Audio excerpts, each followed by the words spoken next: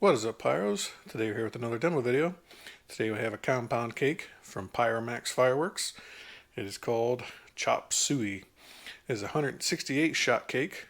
It's got some straight up, some V shape, and some W shape effects in it. It is two cakes, an A and a B. Connect them up and get your 168 shots. This will be my first compound cake firing from Pyromax. The product demo video looked pretty cool, so really anxious to check it out and see for myself.